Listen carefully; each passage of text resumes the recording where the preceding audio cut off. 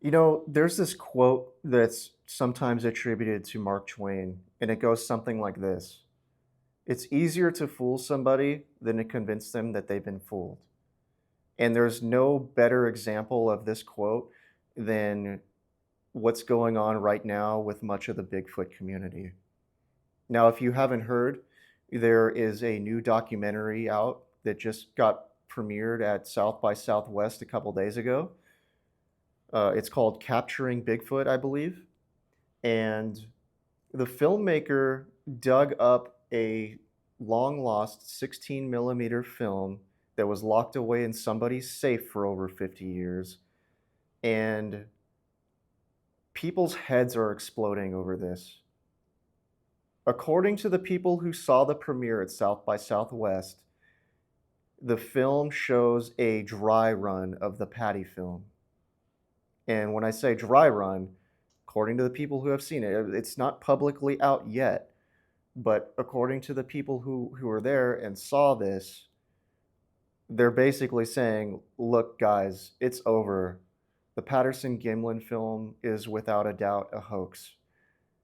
In this new 16 millimeter film, like I said, they show a dry run of the Patty film, and in this footage, it's been described as Bob Gimlin on a horse following the Patty's subject with a pistol in his hand, and it's shot from much closer than the Patterson-Gimlin film, and it's much less shaky.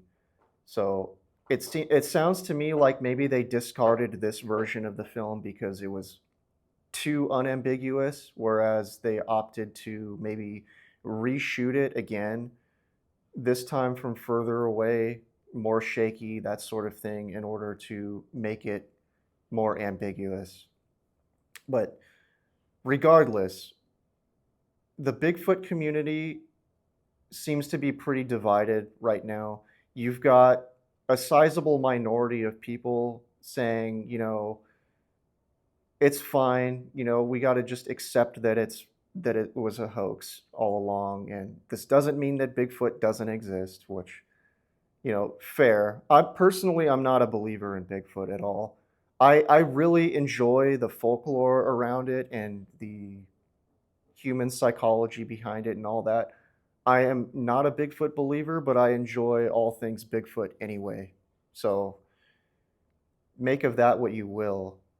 Now, there is another, I don't know if they're a minority, but it's like this chunk of Bigfoot people who are going online and just lashing out, accusing the filmmaker of using AI to create this footage, hoaxing it themselves, that sort of thing. Regurgitating the same old tired talking points of, experts, so-called experts, analyzed the film and determined that there's 100% no way that it could be a man in a suit. So therefore, it's real and you can't question it. That's essentially what they're saying. But right now, the whole foundation of their religion, and I would call it a cult or a religion because these people are fervent. When Ivan and I did episode 24, the episode we did on Patterson-Gimlin film, we got we got attacked like we've never been attacked before ever, just because we concluded that this film was a hoax. We got called all kinds of bad names, every bad name under the sun, just dogpiled by Bigfoot people. And it made me realize that a lot of people's egos and livelihoods are dependent on this footage being real, or at the bare minimum, being ambiguous enough to keep the flame of this question alive. But now it looks like that flame is about to be extinguished, hopefully for good. I mean, look, like I said, I enjoy all things Bigfoot, even though I don't personally believe in Bigfoot. I would love for the Patterson-Gimlin film to have been real. I would have loved for this piece of footage to someday be conclusively proven as being authentic. But at the same time, I feel like I have realistic expectations that, yeah, this is a guy in a suit. And just because some quote unquote expert measured the limb proportions of this figure in the film doesn't mean that he's correct.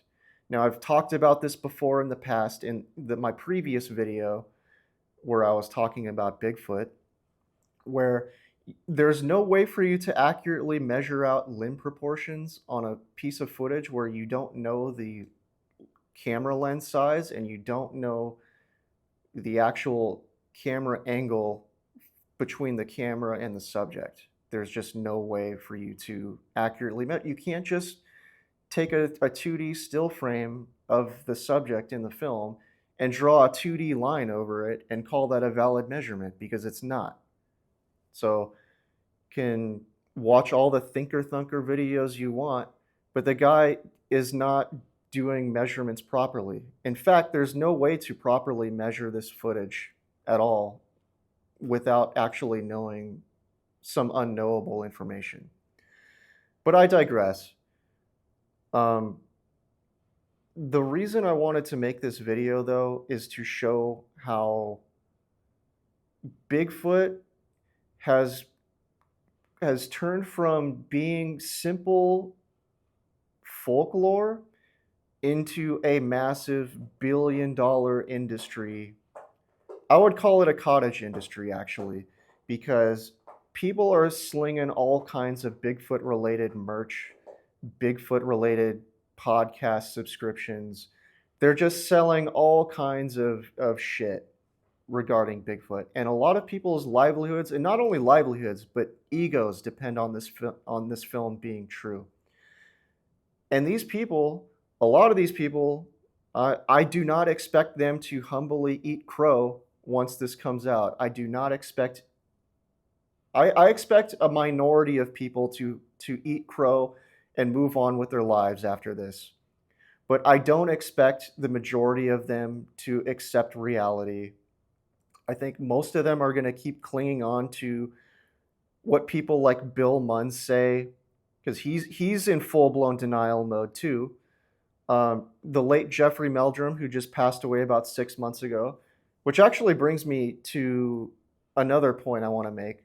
Jeff Meldrum was actually in this documentary, and the filmmaker showed him this footage and asked him, "What does this look like to you?"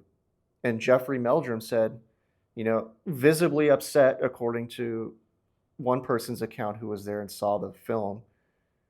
Jeff Meldrum looked visibly upset and said that this looks like a test run for the Patterson-Gimlin film. Which brings me to another point. Jeff Meldrum staked his public persona on this whole film because Jeff Meldrum did all kinds of analysis. He used his background in anthropology to explain why the subject in the Patterson-Gimlin film is a real creature, not a man in a suit. And for him to not come out publicly before his death and be like, "Look, guys, I don't believe in this anymore," kind of, I think it's a little shitty of him to just kind of sweep it under the rug and not say anything publicly about this. Um, but we're going to have to wait and see if maybe there is something out there. We're going to have to wait and see. I could be making this video a little prematurely, but it's looking like the Patterson-Gimlin film has been all but debunked. And it's not like I'm sitting here gloating in self-satisfaction because, I would say 95% plus of humanity just automatically assumed it was a hoax. So not a big deal, right? It's just, the 10 or 5% or maybe even less of humanity believed that this was real to begin with. So it's not really that high of a bar to cross over.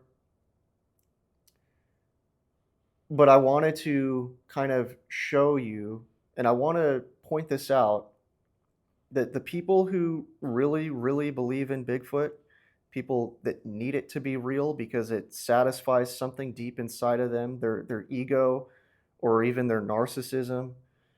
Um, I made a video about I would say about 2 months ago, maybe, called "The Narcissism of Conspiracy Theorists" or something along those lines. And I think that this also applies to people who believe in Bigfoot, especially the hardcore believers who go into people's comment sections, email podcasts attacking them for their opinions when those opinions don't align with their own. And I just think it's just I never expected this film to ever be conclusively debunked. I always expected this to be taken with them to the grave, but I guess they just didn't have the wherewithal to destroy the dry run tape. Or yeah, can you believe that there's a piece of dry run footage of the Patterson-Gimlin film? And now Bob Gimlin, I mean, ooh man, I would hate to be Bob Gimlin right now because he is going to be in a world of hurt. There are going to be a lot of people attacking him, and he's now exposed as being a con man, the same term that Greg Long used to describe him. And people say, why would Bob Gimlin lie about this? He never profited off the film. Why would Bob Gimlin lie? Well, there's actually a couple good reasons for Bob Gimlin to keep lying about this. One is he still gets paid to go to Bigfoot conferences, to speak at people's conferences and all that, give interviews, appear in Bigfoot documentaries, that sort of thing.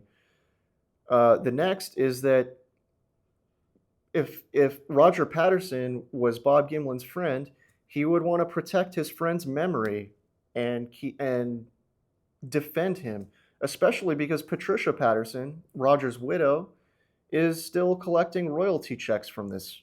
So there's still money being made from this film and the rights to the footage. So that's why Bob Gimlin would have an incentive to keep lying about this well into his 90s. And you've got people who are still defending him and still claiming that he's just this salt of the earth cowboy who has no reason to lie. Which it's like, people don't need a good reason to lie anyway, but Bob Gimlin has plenty of good reasons to keep lying. So, anyway, keep your eye open for the reactions that this is going to make. It's going to be a spectacle. It's going to be a spectacle. We're going to probably I'm curious to know what these Bigfoot podcasters are going to say when it comes to this. Which ones are going to accept reality and which ones are going to cling on to the delusion that this is a real Bigfoot in the footage. I guess I'll just go out and say it. I do not expect Wes from Sasquatch Chronicles to accept this. I think the only way Wes would ever accept reality in this situation, or at least publicly accept it, would be if Bob Gimlin publicly comes out and admits that it was a hoax. I think that would force everybody's hand at that point.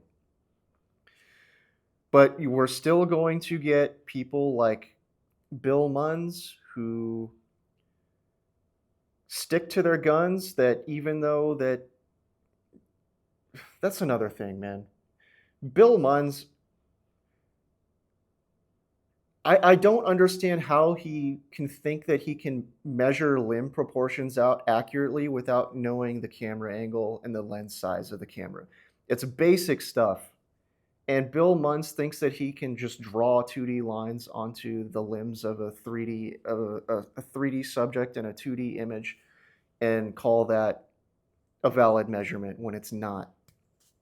So anyway, that's about all for today.